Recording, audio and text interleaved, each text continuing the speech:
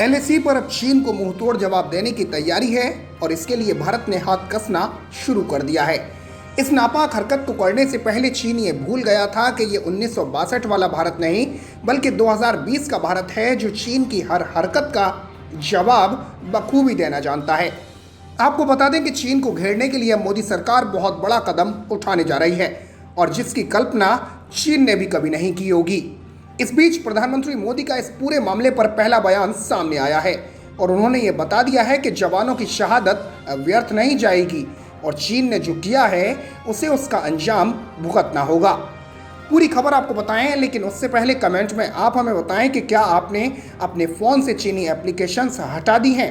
साथ ही साथ कमेंट में भारतीय सेना के लिए जय हिंद ज़रूर लिखें। मित्रों, आपको बता दूं कि खबर आ रही है कि चीन के खिलाफ भारत कड़े आर्थिक फैसले शुरुआत में ले सकता। लद्दाख की गलवान घाटी में सोमवार रात चीन और भारतीय सैनिकों के बीच हुए संघर्ष के बाद भारत चीन को घेरने के लिए कई मोर्चे पर एक साथ तैयारी कर रहा है। इस बीच प्रधानमंत्री नरेंद्र मोदी ने चीन के मुद्दे पर 19 जून को एक सर्वदलीय बैठक बुलाई है। इस वर्चुअल बैठक में पीएम मोदी देश के राजनीतिक दलों के अध्यक्षों से चीन के मसले पर बात करेंगे और उन्हें मौजूदा स्थिति की जानकारी दे सकते हैं। हालांकि पीएम की इस बैठक पर कई तरह के कयास भी लगाए जा रहे हैं। इस बीच ये भी खबर आ रही है कि वायुसेना, सेना और नेवी को अलर्ट कर दिया गया है। ऐसे में माना जा रहा है कि पीएम मोदी कुछ बड़ा सोच रहे हैं। माना जा रहा है कि पीएम मोदी इस बैठक में चीन सीमा पर मौजूदा हालात की जानकारी दे सकते हैं। कई विपक्षी दल केंद्र सरकार से चीन सीमा पर चल रही गतिविधियों की जानकारी मांग रहे थे और जिसमें कांग्रेस नेता राहुल गांधी भी शामिल हैं। आपको बता दें कि लद्दाख में पिछले एक महीने से जारी भारत चीन तनाव अब खतरनाक स्तर पर पहुंच गया है और ऐसे में हो सकता है कि पीएम मोदी चीन सीमा पर कोई बड़ी योजना बना रहे हों। कहा जा रहा है कि भारत चीन की गलवान घाटी में की गई हिमाकत का बदला जरूर लेगा। इसमें चीन के खिलाफ कड़े आर्थिक फैसले से लेकर कूटनीतिक और सैन्य फैसला तक संभव हो सकता है।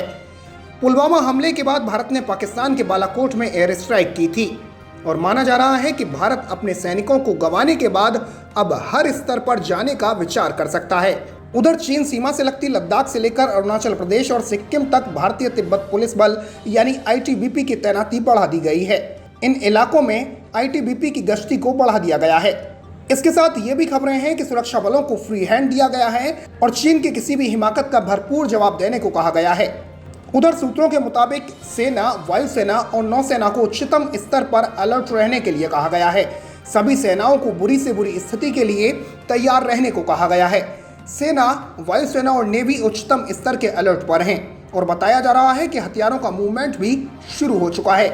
सूत्रों के हवाले से जो खबर आ रही है उसके मुताबिक लोकल कमांडरों को चीन से निपटने के लिए खुली छूट दे दी गई है। इसके साथ ही इस पूरे मामले पर प्रधानमंत्री नरेंद्र मोदी का पहला बयान सामने आया है।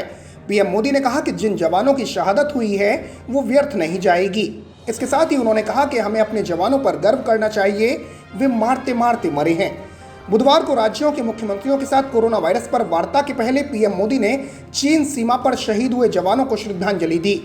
इस दौरान पीएम मोदी ने कहा कि मैं देश को भरोसा देता हूं कि जवानों का बलिदान व्यर्थ नहीं जाएगा। उन्होंने कहा कि ये सैनिक मारते मारते मरे हैं।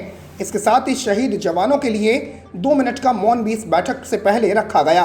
वहीं चीन को कड़े शब्दों में जवाब देते हुए पीएम मोदी ने यह भी कहा कि किसी को भ्रम संदेह नहीं होना चाहिए और उन्होंने कहा कि भारत उकसाने पर उचित जवाब देने में सक्षम है। भारत शांति चाहता है लेकिन जवाब देना भी जानता है और भारत अपनी अखंडता से समझौता नहीं करेगा।